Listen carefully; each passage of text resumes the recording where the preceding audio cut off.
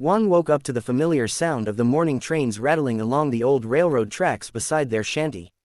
The walls of the house were made of patched wood and rusty metal sheets, and the early Manila sun leaked through the cracks like tiny golden beams dancing on the floor.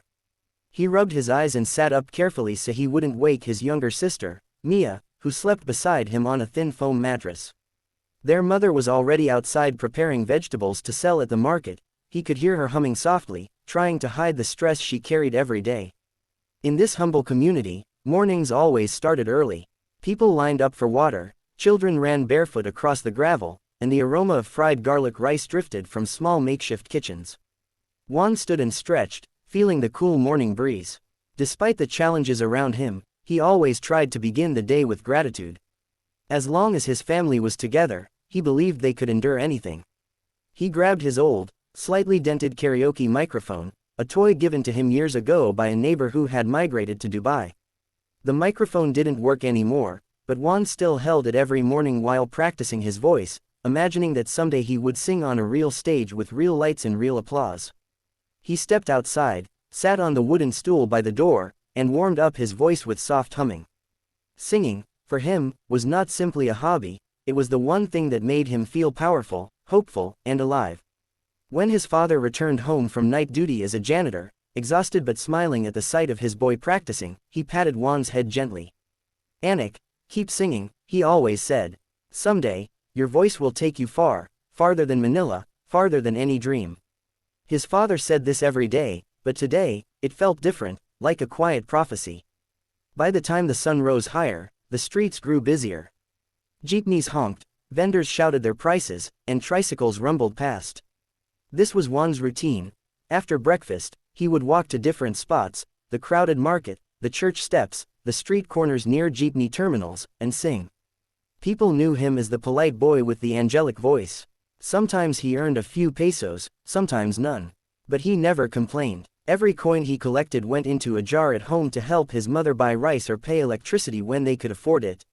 One particular morning, while singing at a busy intersection, he noticed a tourist filming him. She held her phone up, smiling, swaying with the melody as he sang a heartfelt Filipino ballad. Her eyes filled with tears when he hit the high notes flawlessly, as if the emotion in his voice pierced her heart. After he finished, she approached him and slipped a generous bill into his box. "You have a gift," she said in English, her voice warm and sincere. "People around the world deserve to hear you." Juan didn't really understand everything, but he smiled shyly and bowed. He didn't know that this moment would change his life. Days later, life went on as usual. He helped his mother carry baskets to the market, entertained Mia with little songs, and sat with his father in the evenings as they shared cheap noodles for dinner. Their life was not easy, but they clung to hope the way some people cling to sunlight. Then one night, something extraordinary happened. His neighbor's son rushed toward their shanty, shouting, "Juan, your video, it's everywhere, check your phone." His mother, confused, handed her phone to Juan. They rarely had internet, but tonight the connection was clear enough to show notifications exploding one after another. Thousands of views, then hundreds of thousands, then millions. People from all over the world were commenting, "Who is this boy? His voice is unreal. He needs to be on AGT." Juan's heart raced. He couldn't believe it. His hands shook as he scrolled through countless messages expressing love, admiration, and support. Mia jumped excitedly beside him, and their mother covered her mouth in disbelief. The next morning, the unimaginable happened. An email appeared from the official America's Got Talent team. "Juan Hernandez, we would like to invite you to audition for America's Got Talent in Los Angeles." His mother dropped the phone. His father froze. Juan stared at the message, unable to breathe for a moment. How could this be real? They were a poor family. They barely made enough to survive. How could they travel to America? But that night, instead of giving up, his father made a decision. He approached neighbors, relatives, and even his employer to borrow money. "This opportunity may come only once," he said humbly. Many people contributed because they had heard Juan sing on the streets for years.